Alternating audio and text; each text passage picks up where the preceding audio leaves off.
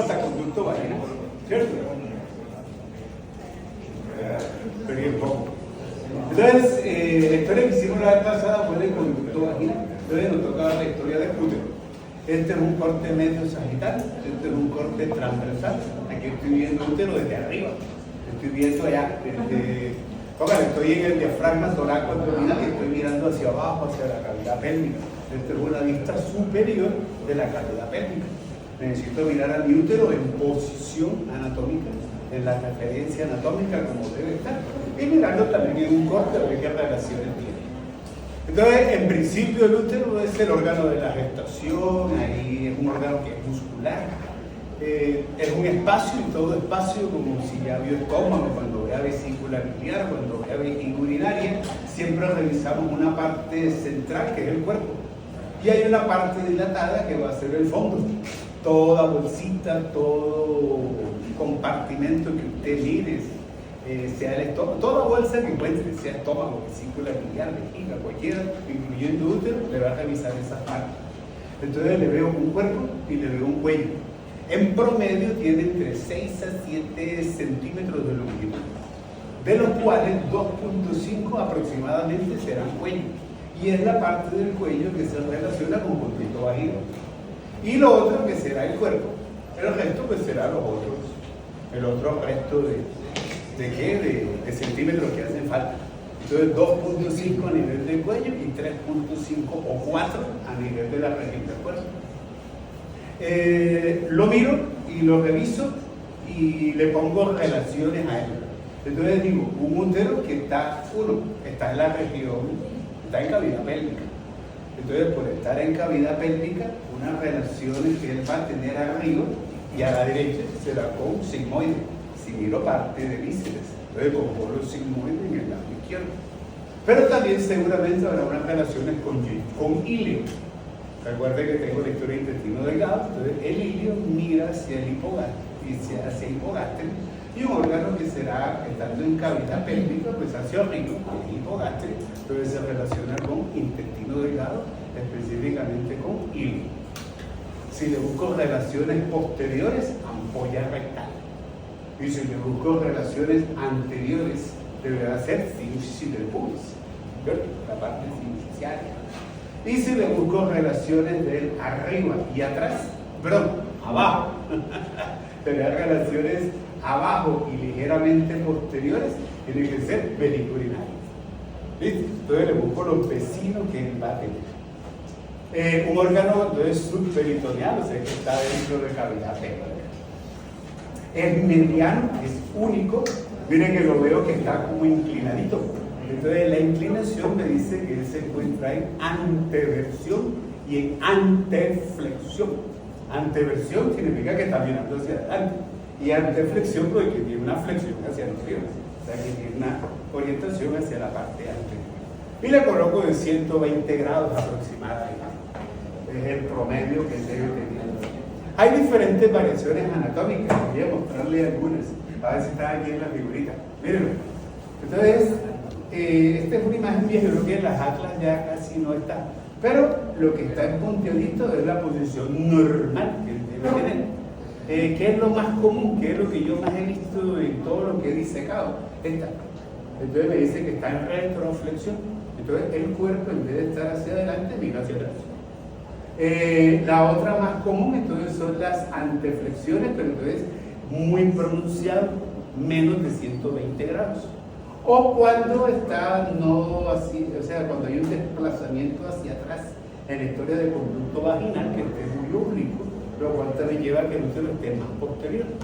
Entonces está más cerrado, recuerda el receso recto-uterino o el fondo del saco de Douglas, puede estar fuera de los valores normales, el de más disminuido. Entonces una hora que está en retrocesión. Hay muchas, estas son las tres más comunes que va a encontrar. ¿Por qué debe conocerla? Porque parte de esta historia puede ser un proceso que evite que haya fecundación. O a la inversa, de pronto se da la fecundación y algunas veces con el proceso como tal se corrigen espontáneamente.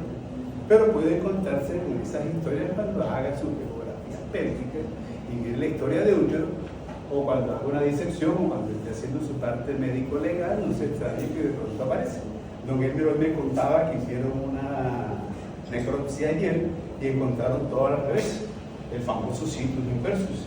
Entonces el vaso estaba en el lado derecho, el estómago estaba en el lado derecho, el hígado en el lado izquierdo. Son cosas raras que pueden pasar, pero ya sabe usted que existen estas probabilidades. El corazón estaba mirando hacia el lado derecho. Entonces estas historias de órganos también van a cambiar desde un punto de vista genético, pero prepárense porque pueden encontrarlas. Y pueden estar ligadas o no a procesos fisiopatológicos, entonces esta falta de concepción, esa esterilidad que puede haber en la concepción de un bebé.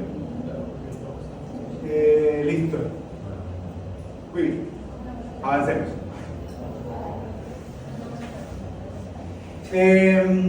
Miren, facilito. Ya le conté bien, esta es la parte natal. Entonces esta región será el cuerpo.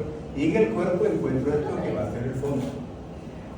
Comúnmente, en la parte de útero y en la parte de la región del cuerpo, uno habla del ángulo superior y externo. En la parte superior externa, mal conocida o de pronto en el argot popular, se le llaman los cuernos uterinos. Voy a devolverle la visita. Esta, mira. Entonces, en la porción superoexterna, o mal llamada, o coloquialmente dicha, como los cuernos uterinos. Ahí tiene que revisar tres cosas que no se le pueden olvidar, porque hay tres estructuras que se derivan de esa región superexterna o de los cuernos uterinos. La primera, esta que está ahí. Entonces le digo ligamento redondo del útero. Tiene que colocarle redondo del útero. Si me coloca redondo, yo le coloco un interrogante y le digo de qué me habla. Porque hay ligamento redondo hepático y hay ligamento redondo uterino. Entonces, por favor, ligamento redondo uterino. Para que esté la cosa clara. El ligamento redondo del útero es el responsable de mantener la orientación del útero. O sea, en anteversión y en anteflexión. Lo segundo que quiero es esto, lo que se deriva de ahí. Entonces se deriva esta trompita, este bracito que está ahí. Entonces le dice trompa uterina. También le dice trompa de falopio. Pero también quiero que le diga salpinx. S-A-L-P-I-N-X. O salpinge. Salpinge. Porque usted le van a hacer una salpingectomía. O hay una en los términos anatómicos, el salpinx es lo que utilizan. Entonces, comúnmente trompa de falopio, comúnmente oviducto, pero dígale salpinx, S-A-L-P-I-N-X, o salpinge. Todo lo patológico se derivará del término salpinge, no de trompa. No hay una trompitis, no la va a encontrar. ¿Sí la van a entender? Entonces, eso. Y lo tercero, esto que está aquí, un ligamento. Entonces le voy a decir ligamento útero-ovárico. Esas tres cosas se derivan de la porción superolateral o de los cuernos uterinos. Pero eso es importante tener en cuenta, esas tres cositas. Ligamento útero-ovárico, la salpinx, la trompa, y el ligamento redondo. Listo. Con esas tres me quedo ahí en esa parte descriptiva. Listo. Busquemos un corte. No hay problema, ¿cierto? Vamos a llegar hasta ahí. Bueno, entonces, si esto es el cuello y esto que está aquí es el cuerpo, entonces me dice que hay un punto anatómico que es el que me conecta el cuerpo con el cuello. Entonces le digo el istmo. Se ve como más estrechito. El istmo generalmente es un puente que comunica. En anatomía los istmos son así. Entonces, en la historia de útero no es ajena a esta parte descriptiva. Entonces, un istmo que me conecte al cuerpo con mi cuello. Y en la historia de cuello uterino, voy a buscar un orificio cervical externo y un orificio cervical interno. El orificio cervical interno coincide con el istmo. Estamos de acuerdo. En la región del istmo está el orificio cervical interno. Entonces, a estos, ¿usted se acuerda de los forámenes de cráneo? Cuando habían dos huequitos, ¿qué conectan dos huequitos? Un conducto. Entonces esto será el conducto cervical. Entonces tengo un conducto cervical de 2.5 centímetros, también conocido como cuello uterino. Y ese conducto cervical o cuello uterino pues tendrá un orificio cervical externo y un orificio cervical interno. Dígame que le ve como una rambritas. Entonces se le conoce como el árbol de la vida o pliegues palmeados. Pliegues palmeados o árbol de la vida, a esas rambritas que se ven ahí. Y es importante porque, dígame que entiende esta figura que está aquí y que entiende esta figura que está acá. ¿Qué trata de mostrar esta figura?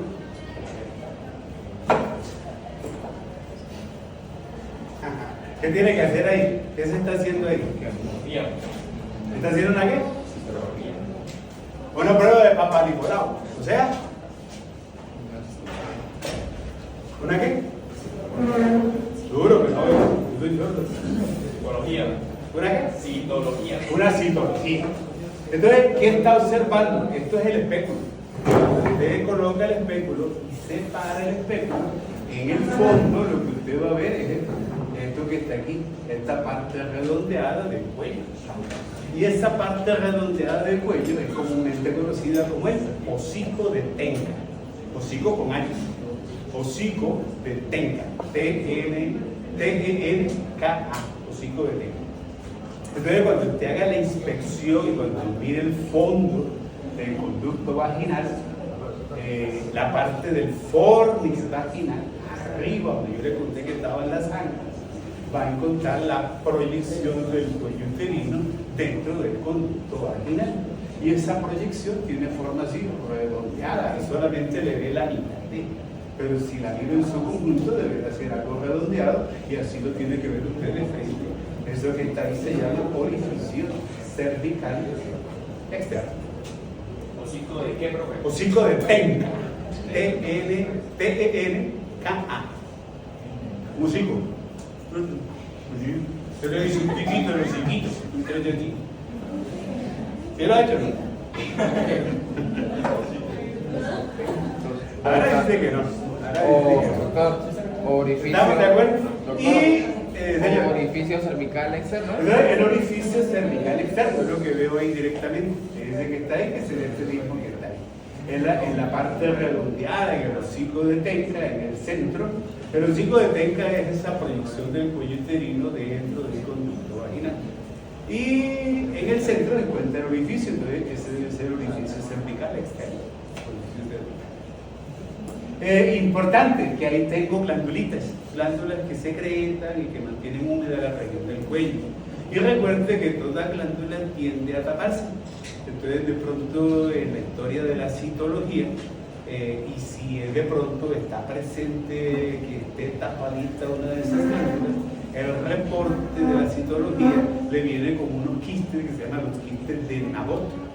N-A-B de burro, O-T-H, quistes de Nabot.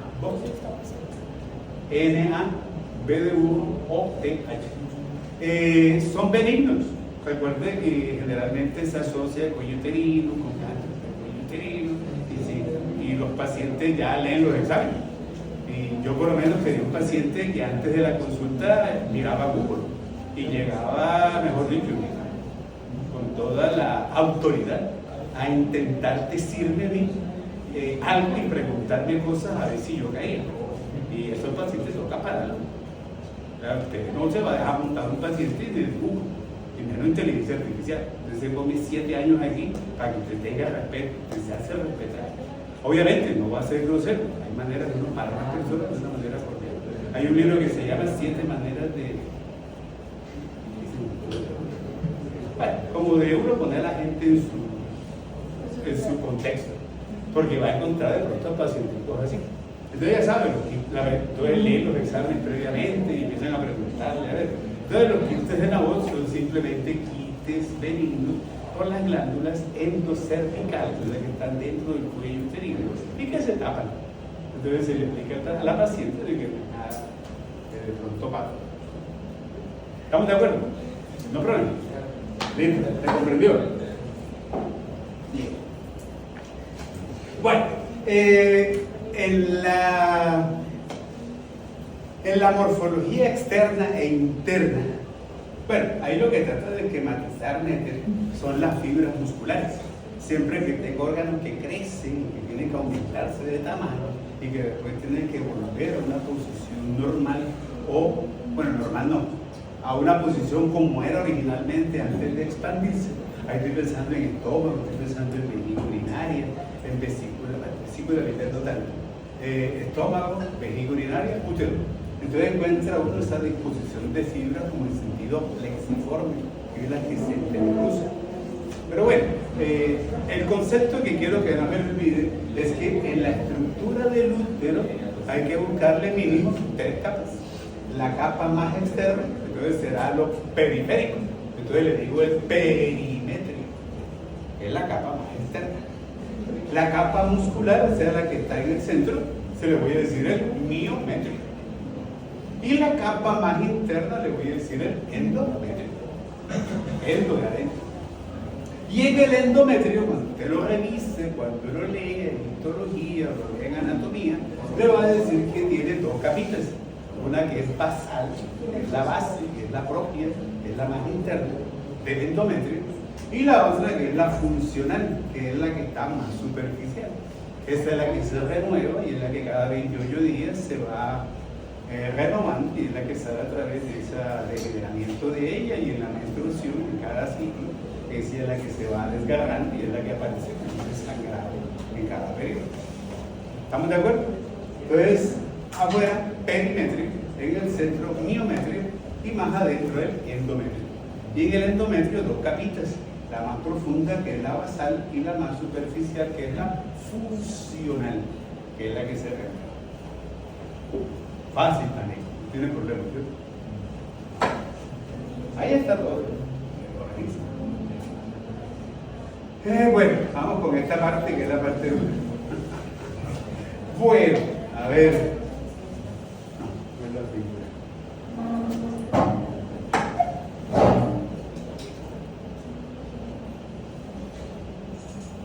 Esta. Todo el mundo habla de ligamento ancho y nadie me define qué es ligamento ancho. Todo el mundo habla de mesenterio del útero y nadie lo sabe identificar. O le pueden hablar también de ligamento ancho, mesenterio del útero. Sí, con estas 2 características. Entonces vamos a entender en qué consiste la historia. Miren, ¿ya vio abdomen? No, todavía no. No. Bueno. Recuerde que hay un peritoneo que tapiza todas las paredes de la cavidad abdominal. Yo ya la voy a contar esa historia. Entonces, aquí tengo, miren, esto que se ve aquí es el peritoneo. Como tapiza la pared, entonces le digo peritoneo parietal anterior. Este que está aquí detrás, este que viene aquí, esta hoja que se ve por aquí, entonces tiene que ser el peritoneo parietal posterior. Y esto que tengo acá abajo tiene que ser el peritoneo parietal inferior. Ya también le había contado esa historia. ¿Sí o no? Ahora, cuando usted mira lo que yo estoy mirando, le dice que el peritoneo parietal inferior hace una doble envoltura en el cuerpo del útero. Dígame si lo está viendo o no. ¿Lo identificó, señor Alicia? Miren, aquí tengo el peritoneo parietal inferior y se va por la cara superior del cuerpo y después se va por la cara inferior del cuerpo, hace el doblez, forma el receso vesículo uterino y después tapiza la cara superior de la vejiga urinaria. Una sola hoja de peritoneo, pero que a nivel del cuerpo del útero, como lo envolvió, ¿cuántas hojas me quedan? 2. Una arriba y una abajo.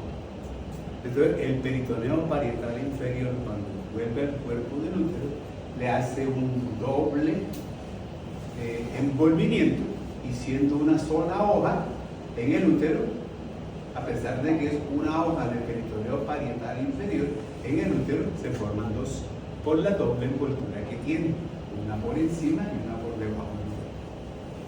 ¿Estamos o no estamos claros ahí? ¿Sí? Ahora, ¿qué hago con esa envoltura? Pues tengo que asegurar el útero. ¿Y dónde lo aseguro? Pues en las paredes de toda la cavidad pélvica. Entonces, simple y llanamente, desde el cuerpo del útero, desde el cuerpo de útero se proyecta eso que usted ve en amarillo, eso que ve en amarillo, todo esto que ve en amarillo, todo esto que ve en amarillo. Eso se llama peritoneo parietal inferior. Solamente que en el útero le va a cambiar de nombre: ligamento ancho o mesenterio del útero. ¿Me hice entender o no? ¿O hay algo que no me comprendió? Simplemente envuelvo el útero y después de envolverlo me proyecto hacia la cara anterior, hacia la cara lateral y hacia la cara posterior de todo el perímetro óseo de la cavidad pélvica. Porque quiero asegurar y quiero fijar al útero. Y lo voy a fijar con eso, con peritoneo parietal inferior. Solamente que le cambio de nombre y le digo ligamento ancho. O le digo mesenterio del útero. ¿Estamos de acuerdo? ¿No se me perdió? No. Listo, muy bien. Ahora, ¿cuántas partes le voy a buscar a este ligamento ancho? Le voy a contar algo sencillo. Esto es muy complejo, pero necesito que tenga por lo menos lo mínimo que debe conocer. Entonces, miren, por eso me dicen 2 hojas de peritoneo, pero en realidad es una solamente, pero envuelve doblemente al útero. Dentro de esos medios de fijación, recuerde que también le había contado la vez pasada. Aquí me devuelvo. La vez pasada yo le había contado esta historia y hablábamos de los recesos. Aquí le conté de los recesos recto vesical recto uterino o fondo de saco de Douglas. Y aquí le había hablado de los recesos vesículo uterino. Ahora, también le conté la historia que estaba abajo, los blanquitos, que le dije que era fascia pélvica, pero que también se le podría decir sacro, recto, génito, vesículo púbica. ¿Estamos de acuerdo? Bueno, entonces, ¿qué hay que tener en cuenta ahí? La fascia pélvica que envuelve al cuello uterino, usted la va a encontrar con un nombre. Se llama el ligamento cardinal, o también se le dice de Mackeno. O sea, eso es como decir que usted es panadero y que utiliza harina de trigo. O sea, usted no puede llegar a gineco sin saber que esto existe. Porque esto es lo que es más común que va a haber. Recuerde que la región del cuello uterino es la región de más patología que hay. Entonces, dentro de la historia ligamentaria, después de conocer ligamento ancho y de conocer fascia pélvica, hay una parte importante y fundamental, y es ese tabique o esa parte de la fascia pélvica que envuelve específicamente al cuello uterino. Y en el argot popular, y todos la conocemos con ese nombre, con el nombre de ligamento cardinal, también conocido como de Mackeno. Otro le dice ligamento cervical transverso, porque une al cuello uterino con las paredes laterales de la cavidad pélvica. Pero tiene también algo importante, y es eso que está ahí. En el ligamento cardinal uno encuentra la arteria vaginal larga y encuentra la arteria uterina. O sea que esas arterias están protegidas, están envueltas, están circunscritas por parte del ligamento cardinal. O sea que el ligamento cardinal cumple 2 funciones. Uno, servir de envoltura al pedículo arterial, entendiéndolo como arteria uterina y arteria vaginal larga, arteria y vena. Y lo otro, servir de fijación al cuello uterino. Entonces le coloco esas 2 proyecciones, esas 2 importancias al ligamento cardinal cuando escuche, cuando vea, cuando lo operacione, tiene que hacer el mismo ejercicio que estamos haciendo.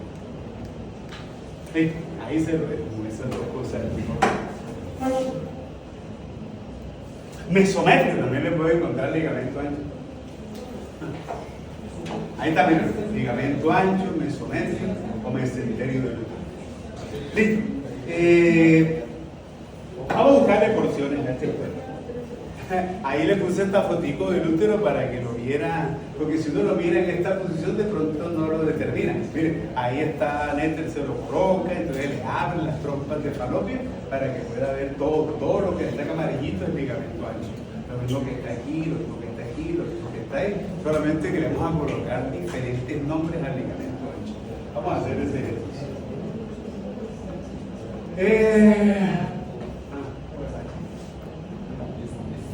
No ha visto abdomen. Pero yo esta historia se la conté, usted la sabe, yo se la conté el semestre pasado. Bueno, concentradito, para que no me vaya a perder. Pared anterolateral del abdomen. Primero, piel. Segundo, tejido celular subcutáneo. Tercero, músculo oblicuo externo del abdomen. Segundo, músculo oblicuo interno del abdomen. Tercero, músculo transverso del abdomen. Cuarto, fascia transversalis. Quinto, peritoneo parietal anterior. ¿Se me perdió o no se me perdió en la historia? Es un recorderito de lo que ya vimos el semestre pasado. Músculo oblicuo externo del abdomen, músculo oblicuo interno, músculo transverso del abdomen, fascia transversalis, peritoneo parietal anterior. ¿Por qué necesito la historia? Porque si usted es cordón espermático, que es esto que está aquí, o es esto que está aquí que se llama ligamento redondo del útero, usted está dentro de cavidad pélvica y tiene que irse hacia la parte externa. El ligamento redondo del útero tiene que estar dentro de cavidad pélvica, está en el nivel de los cuernos uterinos, de la porción superolateral del útero y tiene que ir al monte de Venus, tiene que ir hacia la parte externa de los labios, incluso de los labios mayores. Entonces, ¿cómo hago yo como estructura si tengo que ir hasta el monte de Venus o incluso insertarme en el labio mayor? Tengo que pasar por un conducto que se llama conducto inguinal. Y el conducto inguinal es ese conducto que está ahí y necesito atravesar a toda la musculatura y a las estructuras de la pared anterolateral del abdomen para llegar desde dentro de la cavidad pélvica hacia la parte externa. ¿Se me aburrió o no? ¿Se me perdió o no se me perdió? Usted ya sabe, yo le conté esa historia. Esa la miramos el semestre pasado. Un conducto inguinal que para el hombre es cordón espermático y para la mujer es ligamento redondo. Pero recuerden, el conducto inguinal es la única vía que existe para comunicar genitales externos, masculinos y femeninos, con dentro de la cavidad pélvica o dentro de la cavidad abdominal. Estructura arterial, venosa o nerviosa que nazca en el abdomen y quiera ir hacia la parte genital externa, no todas, pero la gran mayoría, tienen que pasar por conducto inguinal. Entonces, el ligamento redondo del útero y el cordón espermático tienen que hacer ese paso a través del conducto inguinal y tienen que atravesar la pared anterolateral del abdomen. ¿Cuál es el pecado? Uno, cuando yo paso, me traigo peritoneo parietal anterior. Y ese arrastrar el peritoneo parietal anterior, necesito que hayan dos eventos.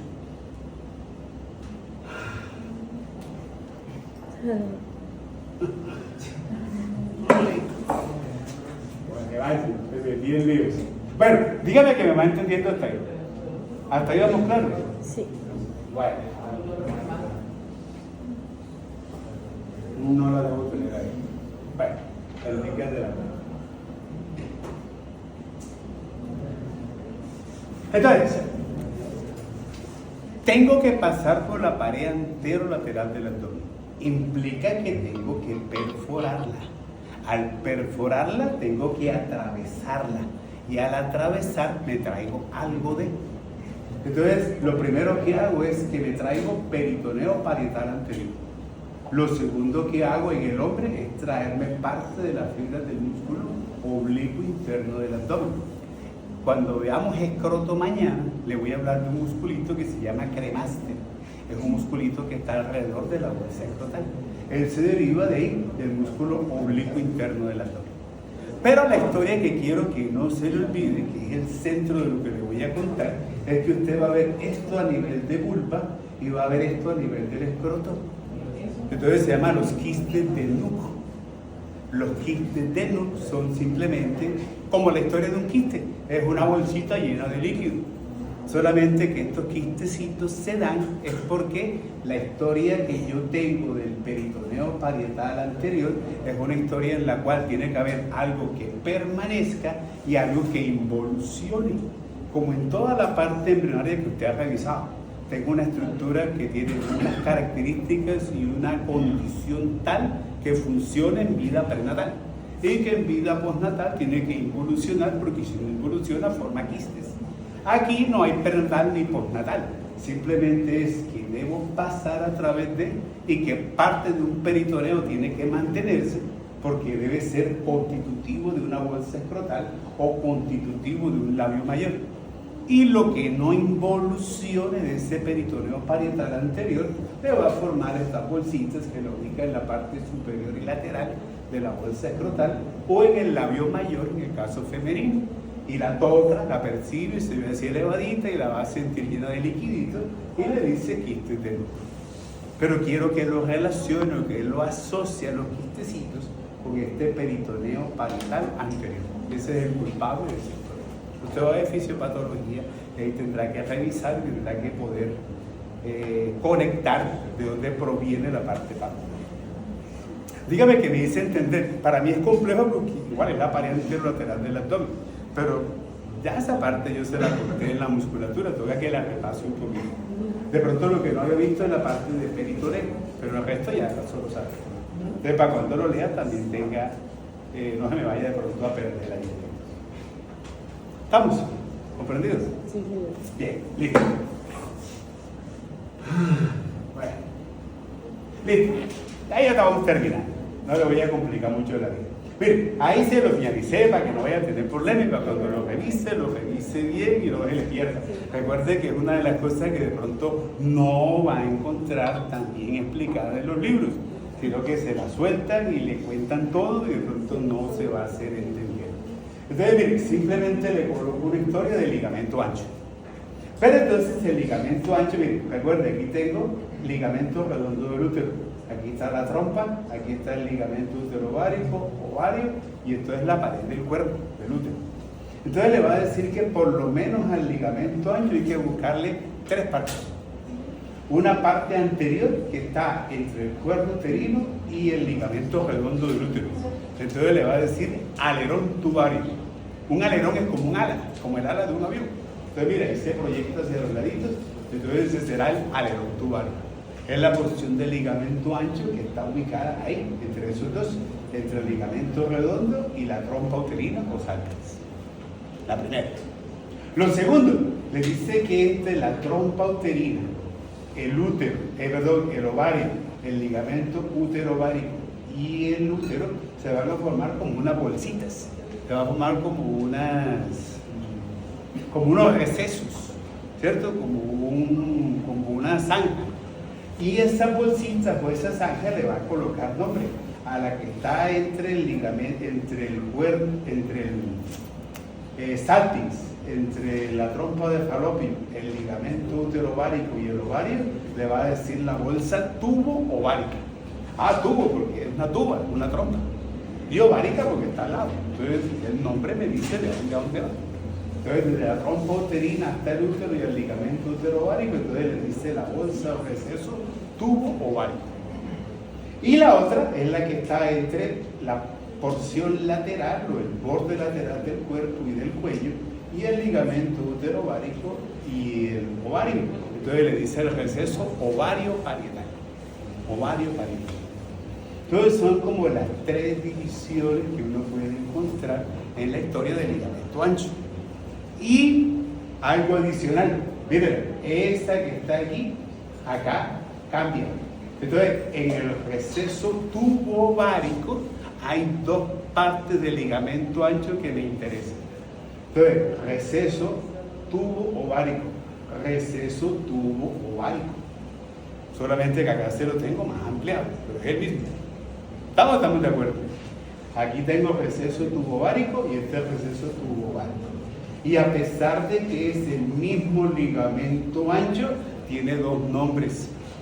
La porción del ligamento ancho que está cerca a la trompa, usted le va a decir mesosalpinx. Y la porción del ligamento ancho que está cerca al ovario, le va a decir mesoovario. Estoy en la misma bolsa y en el mismo receso tubo ovárico.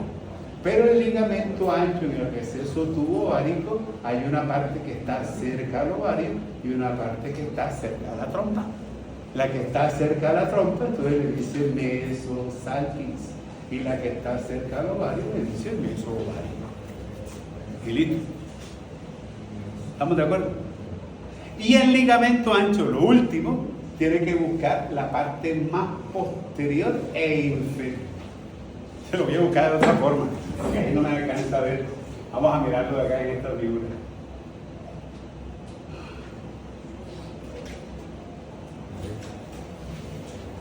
No. Otra. Esta.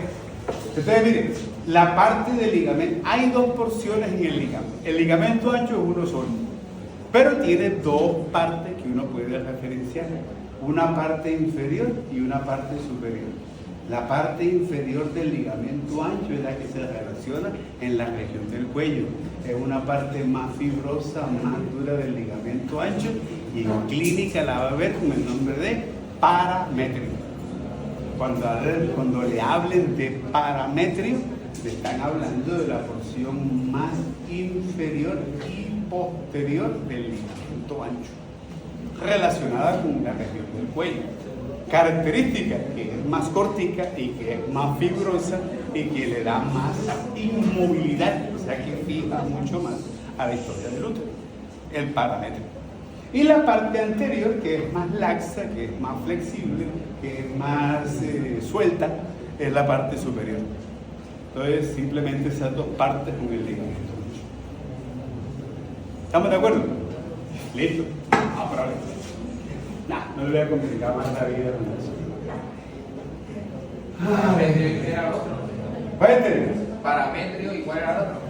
Entonces, no, solamente miren, una parte superior, delgada, flexible, móvil.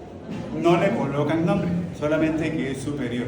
La que le cambian de nombre es a la parte inferior y posterior, que es la del parametrio. Entonces, miren, una inferior, gruesa, fija, parametrio. Es la única que tiene nombre. La otra no.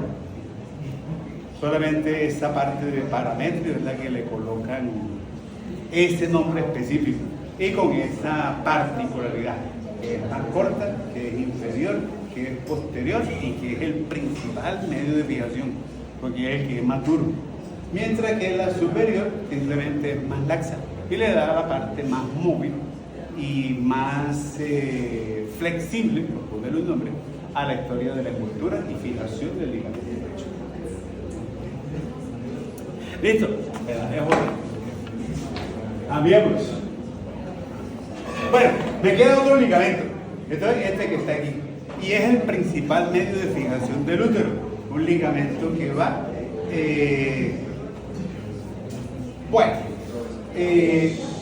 sí y no. Póngale cuidado. Ovario, y ovario está conectado con útero. Entonces, del ovario sale el ligamento útero-ovario. También le dicen que es el ligamento propio del ovario. Pero también en la historia de ovario hay una historia fijadora del ovario con trompa. Y a su vez una historia de ovario que lo fija con la pared posterior de la cavidad pélvica, a la porción del ligamento ancho que me fija al ovario con la cara posterior, o fija al ovario con la cara posterior de la cavidad pélvica. Le voy a colocar nombre de ligamento lumbo-ovárico. Y se entiende que es el principal medio de fijación para el ovario. Entonces, tres ligamentos para el ovario. Uno, el mesoovario. Dos, el ligamento útero-ovárico. Y tres, el ligamento lumbo-ovárico. Y de los tres, el más importante, el ligamento lumbo-ovárico. Entonces, tres medios de fijación para esa historia. Iguales, voy a mirarlos en su conjunto. No están por separado, entonces toca hacerle una historia como de revoltura del ligamento, pero toca tenerlos. ¿Cuál es el tercer ligamento? ¿Estamos de acuerdo? Entonces, el primero es este, el ligamento. Bueno, primero, segundo, tercero, no importa el orden, solamente que tenga muy precisos los ligamentos que tiene. Entonces, le había contado de este.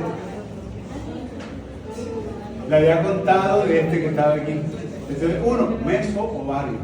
El segundo, el ligamento útero-ovario. Y el tercero, el ligamento lumbo-ovárico. Entonces, tres ligamentos para el ovario. Y de ellos el más importante, que es el lumbo. ¿Y listo? ¿Qué la veo? Bueno. La historia uterina, voy a rescatar lo que le conté la vez pasada. Solamente que necesito es cambiarle el orden a las historias. Entonces, si estoy a nivel del útero y me acuerdo de esta historia, entonces la principal arteria del útero tiene que ser pues la más voluminosa de las ramas de ilíaca interna, que se llama arteria uterina. Entonces la más importante. Pero no es la única, porque recuerde que aquí la ve de un plexo completo que se formaba. Entonces principalmente uterina. Pero también contribuye la arteria vaginal larga, también contribuye la pudenda con los ramos que van para vulva y también contribuye la arteria ovárica. Obviamente ahí les estoy contando de mayor a menor protagonismo. La más importante, uterina. La segunda en importancia, la vaginal larga. La tercera en importancia, los ramos de la pudenda interna. Y la cuarta, la arteria ovárica. Todas contribuyen porque están formando un gran plexo a nivel ovárico. Pero le pongo las importancias de primera a segunda, dependiendo también del calibre que tenga la arteria. ¿Estamos de acuerdo, cierto? Esto también se la conté la vez pasada.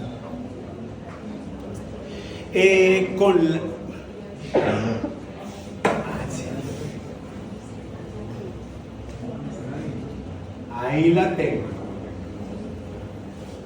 Recuerde que hay un pequeño problemita anatómico. No, recuerde lo que no lo ha visto, porque no ha visto anatomía. Bueno, póngale cuidado. Femenino. Mañana miramos lo masculino. Entonces, aorta abdominal. De la aorta abdominal necesito que nazca esta arteria que está aquí. Entonces va a ser la arteria ovárica. Comúnmente se le dice a estas arterias como ramos gonadales. Entonces en el hombre será testicular, en la mujer será ovárica.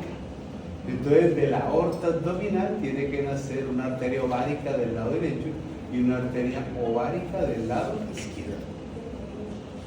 ¿Estamos de acuerdo? Listo. Ahora, ¿cuál es el problema? El drenaje venoso. Porque la vena ovárica derecha busca cava inferior, pero la vena ovárica izquierda busca vena renal izquierda. Y el problema es que la vena renal izquierda está sobrecargada. ¿Por qué? Porque la irrigación o el drenaje venoso renal del lado izquierdo busca vena renal izquierda. Pero la glándula suprarrenal, que está encima del riñón, también busca vena renal izquierda. El músculo diafragma torácico-abdominal también busca drenar en parte de vena renal izquierda. Entonces la vena renal izquierda es una vena que maneja mucha sangre venosa, no solamente del riñón, sino también de la glándula suprarrenal, también del músculo diafragma torácico-abdominal y también de la vena ovárica. Pregunta. Las tres venas que le estoy contando, una está transversal, las otras vienen de arriba y esta viene de abajo. ¿Cuál tiene más dificultad para drenar? La ovárica. Entonces, por la turgencia que hay en la vena renal izquierda, hace que la vena ovárica aumente de tamaño, y cuando una vena aumenta de tamaño y aumenta la presión, ¿qué le pasa? Se forman varices. Entonces, las varicosidades. Y esas varicosidades se va a ver reflejadas en vulva, en la mujer y en el hombre, en el testículo. En el testículo no, en la bolsa escrotal. Mañana lo miramos, son las famosas, ¿cómo se llaman? Las varicoceles. Entonces la varicocele tiene una razón anatómica para que se dé, y se dé en el lado izquierdo. No porque el lado izquierdo sea más de mala que el lado derecho, no vaya a salir con esa. Es por esto, por esa historia anatómica de drenar en una vena renal izquierda que ya maneja mucha sangre venosa. ¿Estamos de acuerdo? Vale. Este es el problema con la vena ovárica y con la arteria ovárica. Entonces, listo, irrigación para el útero, arteria uterina, más la vaginal larga, más las pudendas, más las ováricas. irrigación de ovario, entonces la más importante va a ser la ovárica. Pero con la ovárica tengo este pequeño problemita. No es tanto lo arterial, sino la parte venosa y la parte venosa izquierda. Es lo que hace que haya mucha patología que esté relacionada con la parte vascular y venosa e irrigación de ovario, va a ser en el lado izquierdo, donde más predilución hay. Es por ahí. ¿Estamos de acuerdo? ¿Me dice entender? ¿Se compartió el concepto? Sí. Bien. Por si acaso. Ajá. Las arterias, mire cómo van las arterias.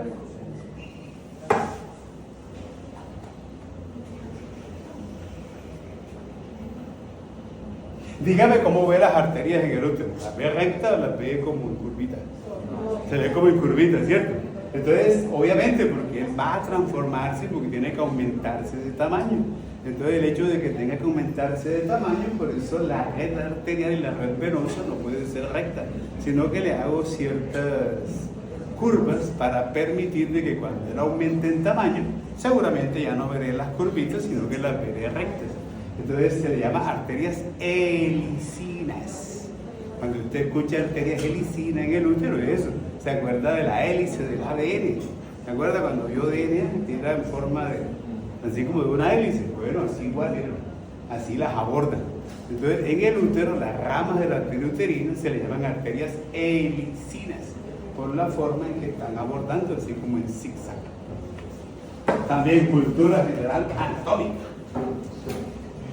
Bueno, ahora sí me compliqué la vida. Bueno, hagámoslo.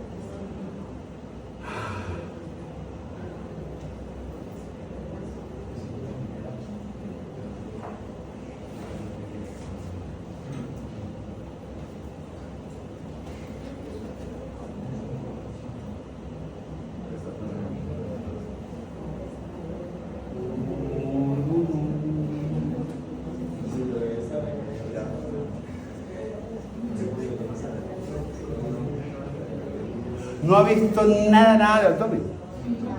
Ni una arteria, ni un nervio. ¿De qué?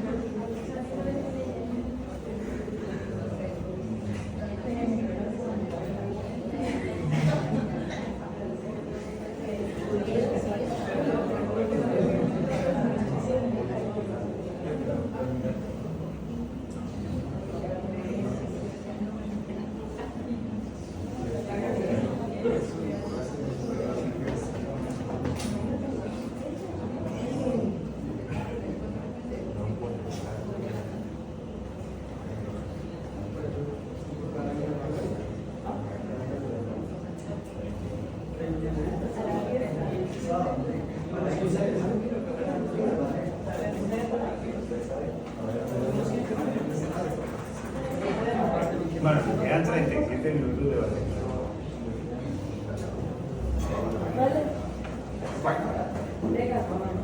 Concentradito.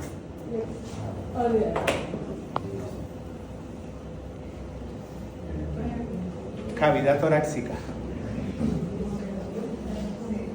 cadena simpática torácica. De la cadena simpática torácica nacen 3 nervios en el lado derecho y 3 nervios en el lado izquierdo que van con destino al abdomen. Los nervios se llaman nervio esplácnico mayor, nervio esplácnico menor y nervio esplácnico inferior o IMO. Nervios esplácnicos. No le diga esplénico porque esplénico es de vaso. Esplácnicos. Esplácnicos. Ahí deben estar. Ahí viene. Nervio esplácnico. Entonces, como tengo que hablar de... Miren, voy a hablar de inervación de cavidad pélvica, de órganos pélvicos. Y le estoy comenzando la historia en tórax. Entonces, para que no me vaya a perder, pero igual no la vi. Entonces, voy a contarse de la manera más fácil. Esto es lo más complejo que se va a enfrentar cuando realice la historia de inervación de abdomen. En los libros simplemente le hablan de un plejo renal, un plejo gástrico, un plejo mesentérico superior o un plexo mesentérico inferior, y usted se queda perdido cuando eso lo quiere aplicar en clínica si no pone cuidado de lo que le voy a contar. Entonces comienzo con la historia. Entonces me dice, a nivel del tórax voy a encontrar nerviecitos que nacen de la cadena simpática torácica, pero que van con destino al abdomen. 3 del lado izquierdo y 3 del lado derecho. Los mismos derechos son los izquierdos. Entonces le voy a decir nervios esplácnicos. Esplácnico mayor, esplácnico menor y el esplácnico inferior o IMO. Entonces la primera historia. ¿Qué estímulo llevan los nervios esplácnicos? Pues estímulo simpático. Nacen de la cadena simpática torácica, pero van para abdomen. Ahora, importante, hay mucho tumor a nivel del tórax que su manifestación puede ser abdominal o puede ser pélvica. El mal funcionamiento de una víscera abdominal o de una víscera pélvica puede ser por tumores de tórax. Por eso ve uno por ahí mucho residente, perdona, pero mandando ecografías abdominales, mandando ecografías pélvicas y nunca encuentra un diagnóstico. Y se le olvida que hay una historia funcional que viene de tórax. Entonces, el esplácnico mayor es un nervio que se origina del 7º, 8º y 9º ganglio simpático torácico. El esplácnico menor se origina del 10º y 11º ganglio simpático torácico. Y el esplácnico IMO o inferior del 12º ganglio simpático torácico. ¿Estamos? Entonces, nervio esplácnico mayor, 7, 8º y 9º ganglio simpático torácico, de la cadena simpática torácica. El esplácnico menor va a ser del 10º y 11º ganglio simpático torácico. Y el esplácnico IMO o inferior del 12º ganglio simpático torácico. Entonces, todos los tumores que compriman cadena simpática torácica del 7º al 12º y que comprometan esa parte de la cadena simpática pueden traer manifestaciones de mal funcionamiento de vísceras pélvicas o vísceras abdominales. Si es la parte simpática, hay muchas afecciones del simpático, hay enfermedades autoinmunes que afectan al simpático. Si esto no lo tiene claro, nunca la va a diagnosticar. Y lo peor, se la presenta y tampoco, ni para adelante ni para atrás. Entonces se queda ahí bloqueado. Entonces debe tener claro de dónde provienen los nervios, de dónde proviene la inervación del tórax. ¿Qué se va a ver en pelo? Primer concepto, ¿lo tenemos claro? Listo. Segundo.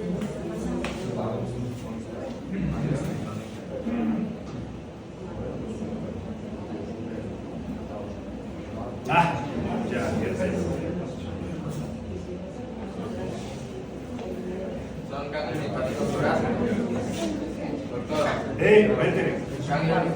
Entonces, esplácnico mayor, 7, 8 y 9 ganglios simpáticos torácicos. El esplácnico menor, 10 y 11 ganglios simpáticos torácicos. Y el esplécnico IMO o inferior, 12º ganglio simpático torácico. Listo, se la cambié. Esta no me gusta. Esta está más bonita. Entonces, miren, ahora me cambié. ¿Dónde estoy? Estoy en abdomen.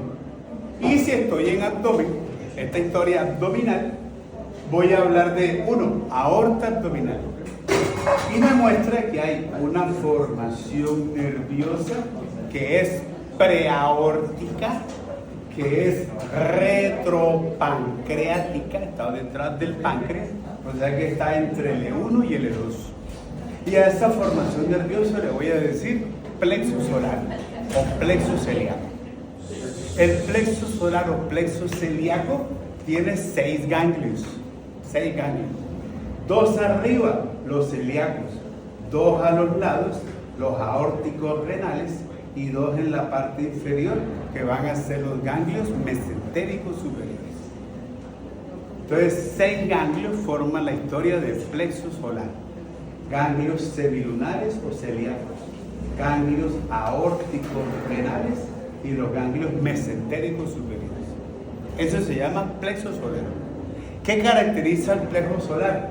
Que todos los ganglios se están intercomunicando, los derechos con los izquierdos, los celíacos con los aórticos renales y con los mesentéricos superiores. Todos se intercomunican con todos. Y como toda formación nerviosa le tiene que buscar aferencia, o sea, quién le llega, quién la carga, quién la nutre, con qué tipo de estímulos. Y tiene que contarle también las eferencias, o sea, lo que sale. Y lo que sale con todos los estímulos que le llegó. ¿Estamos o no estamos de acuerdo? Eso es algo que ya debe saber. ¿Hay un sistema nervioso, cierto? Sí. Ese sí tuvo que haberlo visto. Entonces, ¿cuáles son las aferencias del plexo solar? 1, los esplácnicos. Mire, esplácnico mayor, esplácnico menor y el esplácnico inferior oímos. Los nervios esplácnicos que venían del tórax van al plexo solar, llegan y son aferencia simpática del plexo solar. El estímulo simpático con que yo cargo al plexo solar para que él distribuya todos los estímulos a todos los órganos abdominales proviene una parte de la cadena simpática torácica a través de los esplácnicos. La segunda vía simpática va a ser de la cadena simpática a nivel de abdomen, entonces cadena simpática lumbar. La cadena simpática lumbar es la fibra que va en un intestino a plexo solar. Entonces la segunda vía simpática. ¿Siguen siendo aferencias? Aferencias, todavía estamos en las aferencias. Entonces, aferencias simpáticas del plexo solar, los 3 esplácnicos, 3 derechos y 3 izquierdos, mayor, menor y el inferior. Aferencia simpática al plexo solar. La segunda aferencia simpática será de la cadena simpática lumbar, la que está a nivel de abdomen. Y con eso tengo las 2 estímulos, tengo las 2 vías en las cuales cargo con estímulo simpático al plexo solar. ¿Qué le hace falta? Lo parasimpático. Entonces mírenlo, aquí tengo el exófago. Y si esto es exófago, este que está aquí será un nervio que está delante del exófago. Entonces es el vago izquierdo. Y este que está aquí detrás del exófago tiene que ser el vago derecho. Entonces los 2 vagos, derechos e izquierdos, serán aferencia al plexo solar. ¿Qué le entrego? Parasimpático. ¿Sí o no? Y lo tercero, pero ahí no está en esta figura. ¿Cuál es indicado por delante del esófago? Entonces, por delante del exófago, vago izquierdo. Y detrás del exófago, vago derecho. Eso lo va a ver también un momento. Seguramente. Ay, está la figura. Bendito la luz. Ahí está, miren. Este que tengo aquí se llama nervio frénico derecho. El frénico derecho da un ramito que va a plexo solar. Es la tercera aferencia que tengo. Entonces las aferencias del plexo solar es simpática por la cadena simpática torácica con los 3 esplácnicos. Y es simpático con la cadena simpática lumbar. Estímulo parasimpático con los 2 vagos.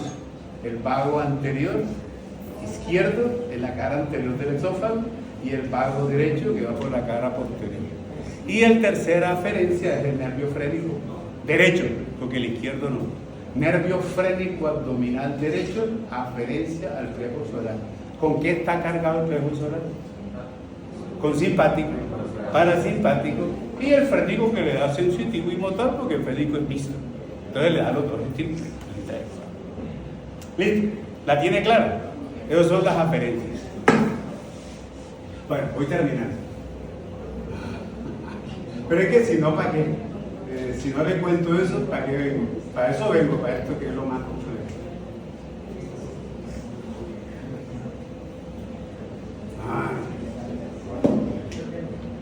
Oiga, ¿por qué no han dicho que arreglen esto? Que cambien ese cable.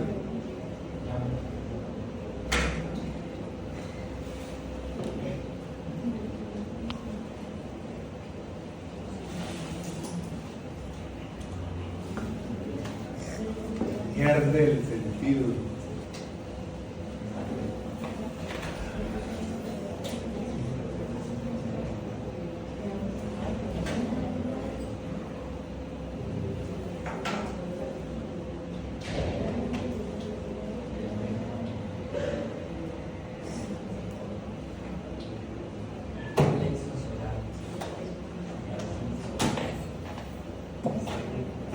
En fin.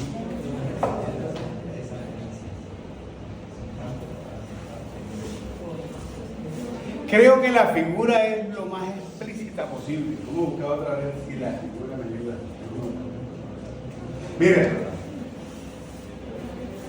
¿cuáles son las eferencias del plejo solar? Entonces, cuando usted lea la Latarjet, le va a decir que las eferencias del plejo solar son nervio diafragmático inferior. Le voy a hacer la lista solamente, ahorita le complemento, eso lo va a ver con el doctor Cristian.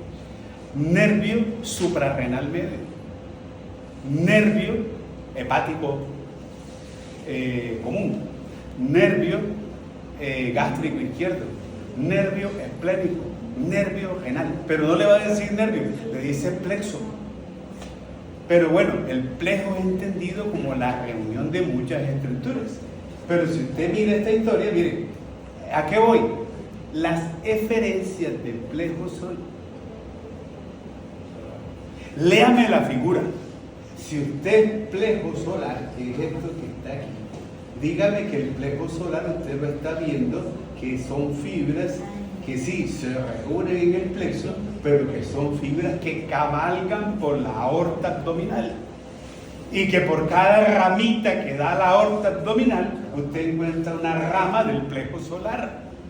Entonces, las eferencias del plejo solar son cada una de las ramas nerviosas que nacen del plejo solar y que van cabalgando por las paredes arteriales y que se van a llamar igual que la arteria por donde va, solamente que quiero que le coloque el nombre de plexo. Cuando vea aorta abdominal con el doctor, entonces cada rama de la aorta abdominal, recuerde, va a una ramita nerviosa, entonces esto debe ser plejo renal. Esto debe ser, bueno, ahí no me dice si es hombre o mujer, pero tiene que ser un plexo gonadal. Esta puede ser arteria testicular o arteria ovárica. Esta es la arteria mesentérica inferior, entonces este es el plejo mesentérico inferior. Esto es troncoceliar, mire, esta es la gástrica izquierda, entonces es plexo gástrico izquierdo.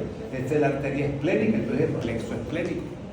Las eferencias del plejo solar son cada una de las ramas que nacen del plejo solar y que van acompañando a las arterias que nacen de la aorta abdominal.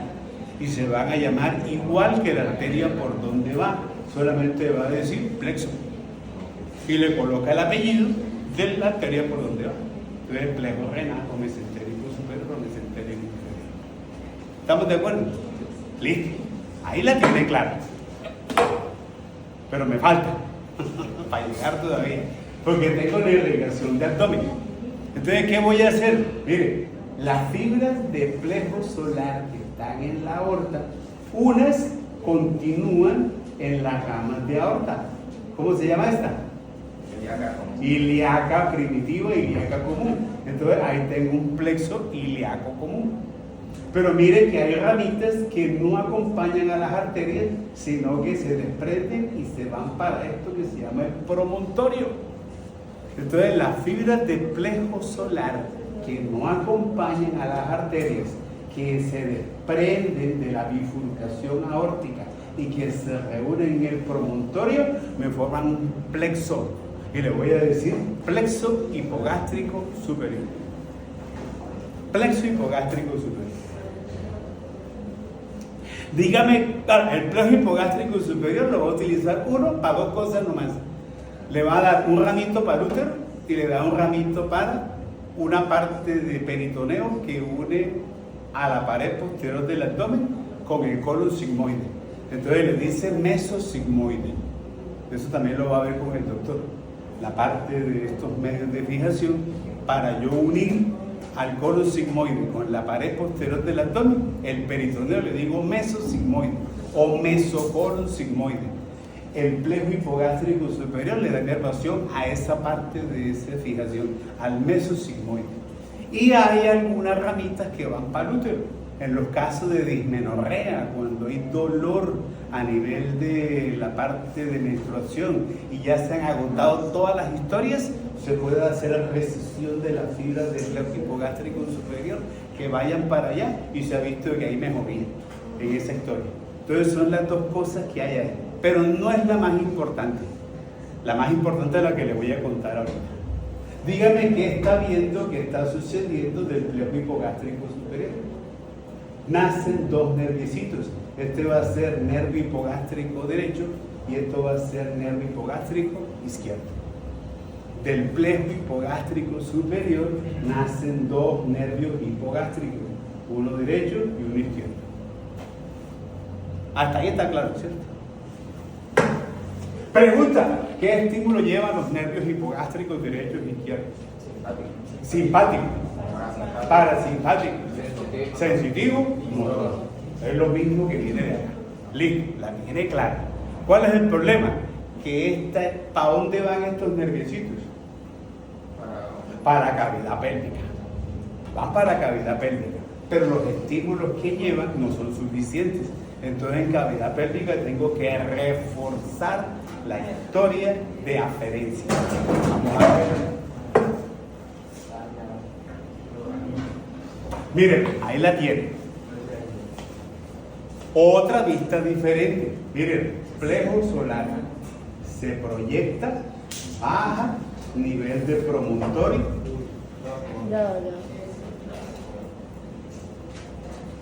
No, pero así no se puede ir. Oiga, dígale que arreglen esta vaina.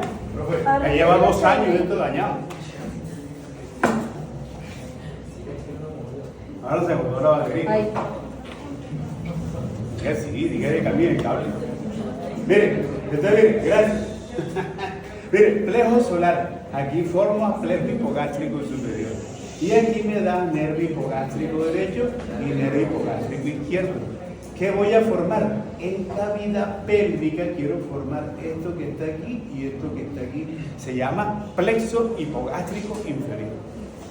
Entonces, todo lo que usted revise, todo lo que usted mire, todo lo que usted vaya a ver en cavidad pélvica como órganos pélvicos, tiene que aplicarle a los nervios esto que le estoy contando.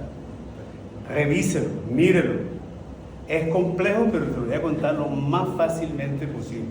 Pero no quiero verlo patinando en esta historia patológica sin una base nerviosa. Entonces, ¿qué necesito formar en cavidad pélvica para hacer una parte funcional de órganos pélvicos? Plejo hipogástrico inferior.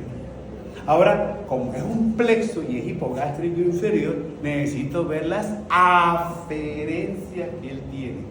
Una de las aferencias es nervio hipogástrico derecho y nervio hipogástrico izquierdo. Ya me dijo qué estímulo le estaba llegando. A través de los nervios hipogástricos derechos e izquierdos le estoy enviando sensitivo, motor, simpático y parasimpático. ¿Sí o no? ¿Estamos de acuerdo? Pero no es suficiente. Entonces voy a utilizar, mire, esto que está aquí son las raíces sacras. Esto que está aquí se llama forámenes sacros anteriores.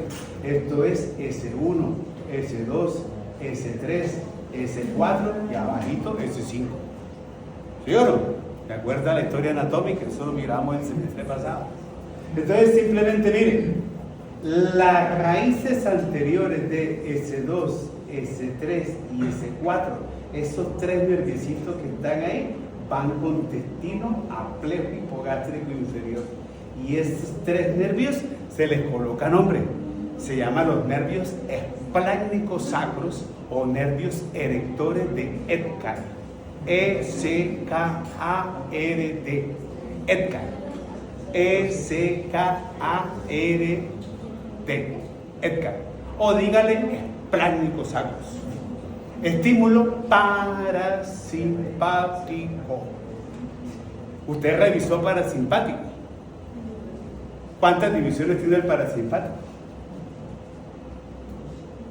Ajá, el sistema nervioso. 2. El sistema nervioso parasimpático es cráneo sacro. Cráneo, pues el vago, saliendo por el foramen yugular. Y sacro, los nervios esplácnicos sacros o erectores de Edgar, con estímulo parasimpático, el estímulo funcional necesario para que la ampolla rectal se contraiga, defecación, para que la vejiga urinaria, el músculo detrusor de la vejiga, se contraiga, haga micción. Y como es erector, también es necesario para que las arterias que vayan para la historia de genitales externos haya vasodilatación y haya erección de pene o haya cambios a nivel, como miramos en la vulva a nivel femenino. Doctor, una pregunta. Señor. ¿Cómo es que se llaman esas divisiones? Entonces son las raíces anteriores que nacen de S2, S3 y S4. Ahí es un tema raro, porque la historia que vimos el semestre pasado es una historia de que por estos nervios iba sensitivo o motor. Pero mire que ahora se la cambié, porque así es en el organismo. Las raíces anteriores de S2, S3 y S4. Recuerde que había división anterior, para que no se me confundan. Si recuerda, la división anterior de S2, S3 y S4 me formaba pudendo. Estas son las raíces anteriores de S2, S3 y S4. Nervios erectores de Edgar o esplácnico sacro. Estímulo parasimpático, necesario, importante para toda la funcionalidad de órganos pélvicos. Incluye útero, incluye trompa de parto y ovarios. Entonces, esa es la historia. Plejo, ¿qué le cuentan los libros? Plejo hipogástrico inferior. ¿Para qué le sirve eso? Para nada. Si esto no lo tiene claro, lo que le acabo de hacer, usted no hace nada con el plejo hipogástrico inferior. Ahora sí lo puede hacer. La primera. Pero la segunda vía que usted va a revisar cuando vea cualquier órgano pélvico tiene que ser las arterias, los nervios que van cabalgando por las paredes arteriales. Entonces, en cavidad pélvica tiene que hacerme 2 ejercicios nerviosos. El primero, plejo hipogástrico inferior. Y el segundo, plejo solar, visto desde las fibras de plejo solar que van cabalgando por las paredes arteriales. En este caso yo le había contado, tiene que ser plexo uterino, tiene que ser plexo ovárico, tiene que ser plexo vaginal largo y tiene que ser plexo pudendo. Las arterias que van que le dan la irrigación a cada órgano, por cada arteria va una ramita nerviosa. Entonces, además de darle la irrigación, le entrega estímulo nervioso por los nervios que van cabalgando por las paredes arteriales. ¿Sí o no? Siempre que revise cualquier órgano pélvico, si el libro no se lo cuenta, usted tiene que ponerse esas 2 inervaciones. Las eferencias del plejo hipogástrico inferior son nervio del recto, nervio de la vejiga, nervio que va para la próstata. Mírenlo, aquí le tengo. Los 2 son masculinos, pero mire, en órganos pélvicos, recto, vejiga, próstata, y mire las ramitas cómo van, unas para recto, unas para vejiga, una para próstata. Entonces, plexo prostático, plexo vesical, plexo o nervio del recto, plexo rectal. Unos que nacen directamente del plejo solar y los otros que van cabalgando por las paredes arteriales. Siempre hará ese ejercicio doble en inervación de cualquier órgano pélvico, masculino o femenino. ¿Ah, claro? Seguro. Es lo más fácil que se la puedo colocar, créanme. Es la más fácil. Bueno, se está agotando la batería. A ver si alcanzo lo que quería. Bueno, me voy de aquí. Me voy de esa. Necesitaba inervación central. Bueno, vuelvo a febrero.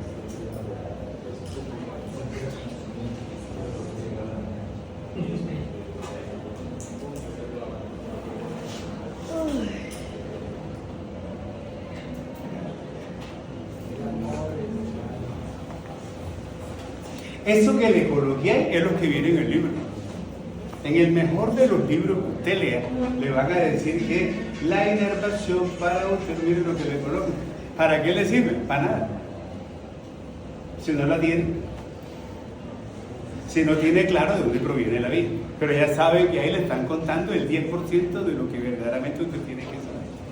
Colóquele el 90%, que es lo que acabamos de hacer ahorita. ¿Estamos de acuerdo?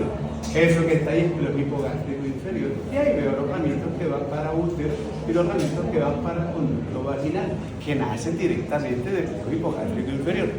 Y la otra historia, mire, la que viene por las paredes. Mire, aquí tengo la arteria uterina, mire, por aquí van los ramitos nerviosos que vienen del plexo solar y que van acompañando a las ramas de aorta abdominal. En este caso, se dejaron de estar en aorta para formar plejo ilíaco común. Y del ilíaco común se origina un plejo ilíaco externo y un plejo ilíaco interno. Las dos divisiones de la arteria ilíaca común es arteria ilíaca externa e ilíaca interna. Y los plexos van acompañando a cada una de las arterias. Entonces sigo con esa historia. Estamos centraditos, ¿cierto? No se me ha perdido. Vaya. Listo. Cambiemos.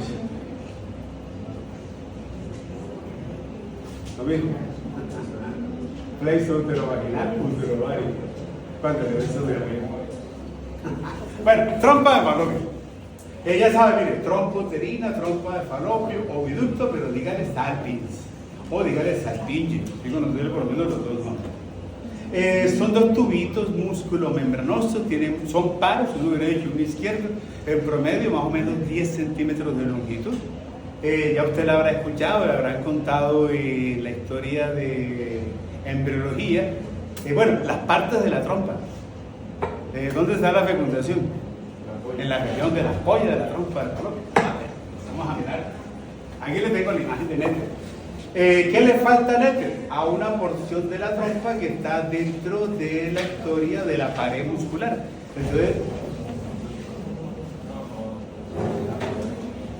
No.